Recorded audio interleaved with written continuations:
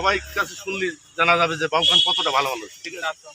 হ্যাঁ, তো এই হচ্ছে তরুণদের ভোটের দাবি। এবার আমাদের মনে করে যে আমরা চাই যে ইয়াং জেনারেশন আমাদের ধানের শীষে ভোটটা করে দিই। এটা হচ্ছে সারা বাংলাদেশে আমাদের নেতাদের দাবি।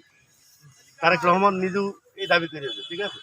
আর বাংলাদেশে এখানে ম্যাক্সিমাম সবই শিক্ষিত মানুষ, ঠিক আছে? এখানে বাংলাদেশ জাতীয়তাবাদী দল বিএনপি ছাড়া এই দেশের জন্য ভালো কেউ কোনো কিছু করে যায়নি পর্যন্ত। বিএনপি করেছে।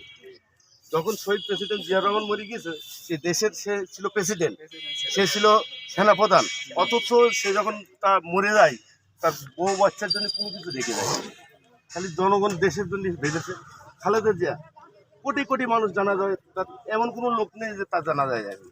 সে দেশের আলেম ওলামাদের ভালোবেসেছে, সবাইকে ভালোবেসেছে। তো আমি চাই এই ইয়াং জেনারেশন সবাই মিলে একটু ধানের শীষে ভোটটা করে দিতে হবে, ঠিক আছে?